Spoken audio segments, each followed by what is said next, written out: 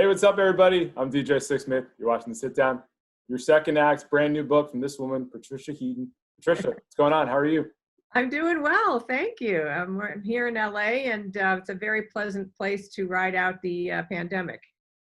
I like it. What have you been up to these last few months? You picked up any new hobbies, just trying to Yeah. survive? Where are you at right now? Yes, no. I was producing an independent feature comedy in Oklahoma City, my husband directing, when the pandemic hit. And in fact, what happened was, I don't know if you remember this, because now the beginning of the pandemic seems so long ago, right? Time has like done this weird thing during the pandemic. But there was that basketball player, Rudy Gobert, Yeah. who was sort of making fun of it and touching all the microphones. And then he came down with it. He was staying in our hotel in Oklahoma City. Oh my gosh, that's crazy. That's right. It was all in OKC. Wow. Yes. And we were in a restaurant right outside the hotel, and we're watching the TV screen at the restaurant. And we're like, oh no. And they had to evacuate the hotel. We all had to leave. They put us up in another place. And then we had to shut down with 5 days left to film. That's So crazy. we've edited what we have, and now we're waiting to go back, hopefully in November, to do the last 5 days. So we'll see how that goes. So then I came home. 2 of my sons were working on the movie, so they came home with us. Another son came home. So now I went from being an empty nester to having 3 of my 4 sons back, which has actually been quite fun. And I think the first 2 weeks of the pandemic, it was kind of like Netflix and chill. I was just binging on TV shows and eating terribly. And then I got sick of myself. And so I started doing keto and swimming every day and walking around this reservoir out here in LA, and trying to eat better. And then I also took up Spanish classes on Duolingo. So I've been doing that every day. And I'm on like my 100-day streak. I never miss it. And I started doing piano a little bit, but I let that drop because I realized that's a bigger commitment. So I will go back to it. Yeah, so that's sort of, I've been trying to really keep busy. I also found places to volunteer at. So I've been down on Skid Row handing out hygiene kits and in some homeless camps. And then there's a wonderful church here called the Dream Center, where they did 95 days of drive-through food bank pickup. And then when California started opening again, they stopped it. But now that we're shut again, they're starting it up again. So they're really helping the community. So I've been keeping pretty busy and also enjoying myself. Well, I think all this speaks to the fact that you're somebody who thinks really intentionally about what you're doing, and also you think about what the next chapter of your life is going to be. And that's the whole point of this book and all the stories we hear about it. So when did you really start to think, okay, like the acting thing has been great, but I want to get into producing film. I want to be a screenwriter. Maybe I'm going to take a class for UCLA online. Like, where does that all begin for you? Yeah, I like change, and I like to keep growing. I don't want to ever get complacent. So I think once my boys left the house, excuse me, I thought I have more opportunity now to be able to do things. I had started working with World Vision, which is a wonderful charitable organization, does a poverty relief amongst many other things, and biggest provider of clean water in the world. So I've been traveling with World Vision over the last 5 years in Africa, Jordan, various places. So that had been kind of a start of me kind of branching out a little bit. And producing this movie has been kind of a new thing for me, doing it from the ground up. And it's very scary. I write in the book, I'm sitting in this hotel room in Oklahoma City, and we're not able to find the location we need. And I'm wondering why I'm putting myself through this at the age of 62. And yet it's been one of the most rewarding experiences, even though we still have to finish the film. And I realized I really love sitting on the other side of the camera and kind of controlling what I'm seeing. Although my husband is directing, so he's really doing it. But we're a very good partnership in that way of working together. So I just think it started from when I was little, growing up in Ohio, always feeling like there's something out there that I want to go see and find and experience. And that feeling has never left me, I think, since I was little. It's the known versus the unknown, and especially in your life, you could have been a journalist just like your dad, or Yeah, you go to New York City and throw yourself into this acting thing, and that's right. kind of been the story of your life. Yeah, I mean the acting. I've sort of was born as a performer. I'd always get up in class and sing songs for the class, unprompted, by the way. Nobody asking me to. I'm just volunteering myself. So that kind of was always in me. And I think I talk in the book a little bit about people who are leapers and people who are planners. And I've been both. And my move from Ohio to New York City was definitely a leap. I had not seen the apartment my friend had found. A high school friend asked me to move with her, and I said yes. I quit my restaurant job that day and moved to New York.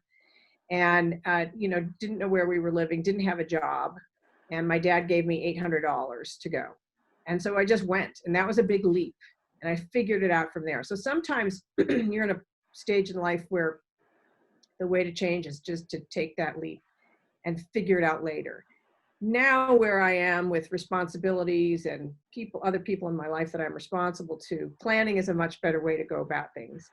So, leaping and planning you can use both of those tools to move forward in your life. It just depends where you are in your life, which way would be better to do.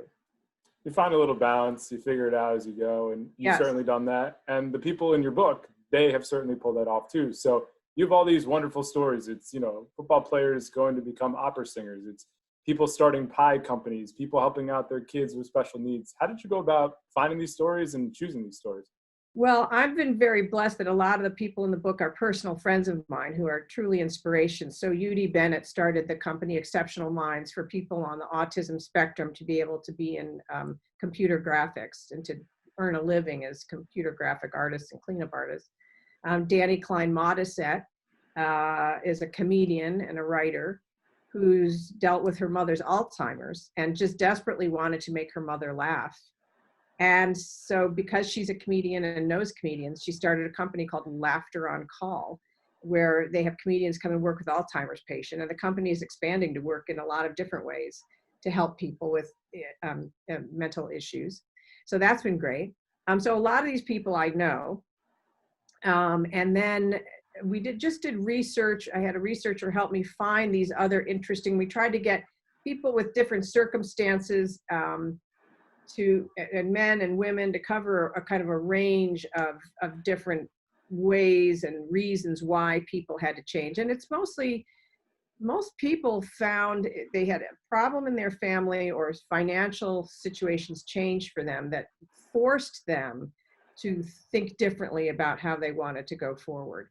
And I think it's kind of appropriate during this pandemic. There are many people who, through no fault of their own, have now lost their job.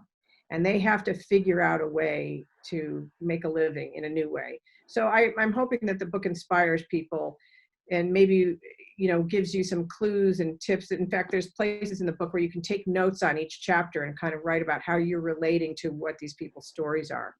But then there's also people who maybe still have their job, but the pandemic has given them time to think about, how precious life is, how nothing is guaranteed.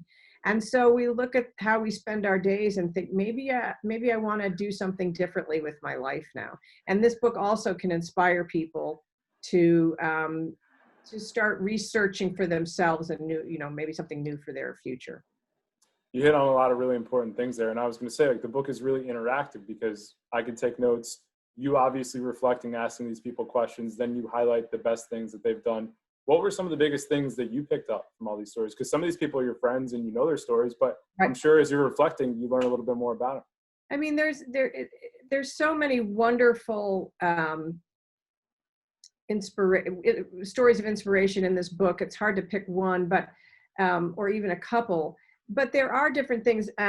Larry and Sarah Bruce, he had a job working for some shady accountant and got screwed over. And he and his wife had to move back home, and he started working at a grocery store, and in winter without a car. So he'd ride his bicycle to the grocery store. And, one of the most touching things, and it's a small thing that stands out, is that he said he'd come home and he would have like ice on his mustache from riding his bike home in the winter. and that his wife would help like thaw out the ice on his mustache. And there's something about that where people came together and supported each other in going forward. That's one of the things in the book, which you don't always have to have a partner, but it's great to have mentors and supporters when you're trying to do that. So that really stood out to me. And they had to keep adapting. So they, what they started to do initially was a lawn care service. Then the 2008 crash hit. People were cutting out any extra expenditures, which would be lawn care. So now they had to reinvent themselves again.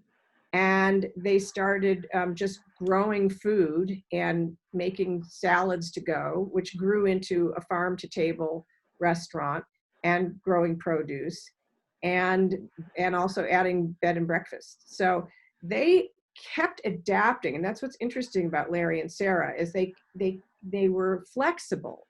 And I think that's a really important quality to have, is flexibility. And you have your plan, but then you might find that you have to adjust. You have to be able to kind of move with the way things are happening to you. So there's lots of cool things to learn in this book about, and there's no one right way to do something. I think you have to maybe try to be a planner, and then also be flexible. I think flexibility and adaptability are huge in Hollywood as well. It's like, Everybody Loves Raymond, The Middle, Carol's second act. What has been the biggest key for you in having staying power and consistency throughout your career? Well, I think by nature, I like change and I like adventure. So, this is a good town if you certainly want change and adventure. Even when you're on a long running show, it's going to end. So then you're going to be looking for that next gig. I've been very fortunate that, Raymond and The Middle were two very long running shows while I was raising my kids. So I was able to have steady work at close to home, good hours where I could be with my family. So I've been very fortunate. Now, I just recently had my show canceled, Carol's second act, which was sort of the inspiration for this book. But I think, one thing I say in the book is you have to see failure as a friend. You have to make friends with your failure. And I think I look at Carol's second act and I think, okay, what went wrong there? What did we do wrong? How can I do it differently next time? And so that makes failure into a lesson. And I think that's the way we always need to look at failure. We need to look at what we were responsible for in the failure, what other people were responsible for, and how we can do it differently going forward. And Hollywood is always about adapting. We are all sort of part-time workers, we get a job and then it's over and then you have to do the next one. So we're particularly adaptable people in Hollywood, which has made the pandemic easier for me, I would say. What was the most underrated part of the Everybody Loves Raymond experience for you? Underrated? That whole show is just a gift. To go in every day and to just laugh all day long, and to just have this beautiful writing just put in front of you every week to do a table read was so much fun. And just the camaraderie is something that is the biggest thing I think everybody misses when a show ends, is the camaraderie that builds over the years with not just the cast, but the crew and writers and everyone. You mentioned Carol's second act, and listen, failure is a part of the game, but you got to be an executive producer, and that was a huge experience for you. So what were the little things that you learned along the way? It's like, not only can I star in this thing, but I can start to produce, direct, and do all that going forward. Yeah. It really, I learned how much of an ensemble process putting a show together is, how important every single aspect of the show is, and how many talented people there are in our industry. I'm constantly in awe of everybody in our industry.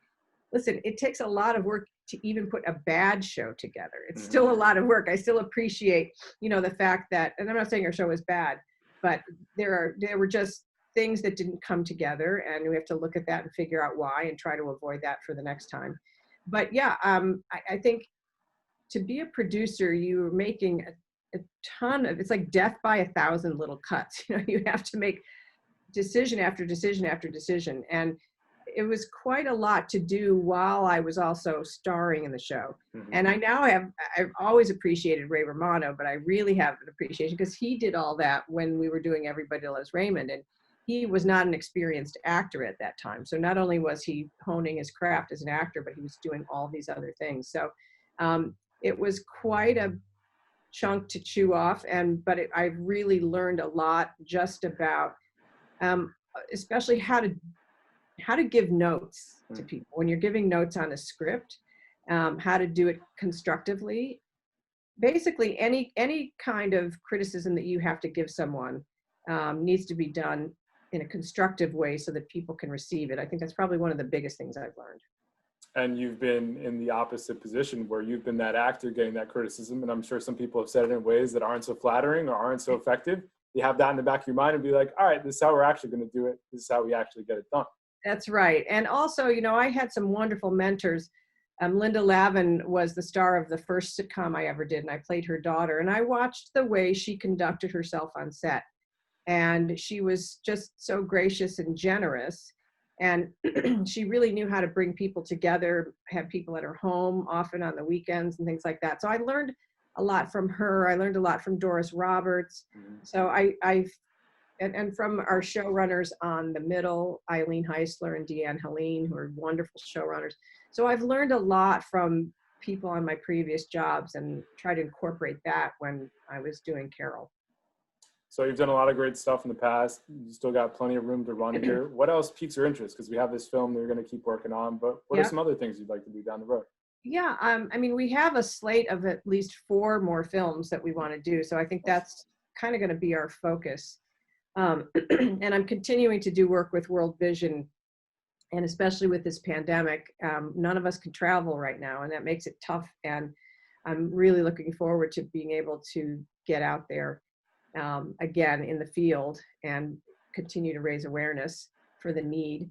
The other thing, I really want to get good at Spanish, so I'm going to continue my streak because I'm in California and we have a huge Spanish-speaking population, which I would like to be able to engage with. You're always pushing yourself, and I think that's one of the great parts of your story. Patricia, thanks so much for hanging out. Yes. Looking forward to your next work, and stay safe and stay healthy, all right? Okay, thanks for having me.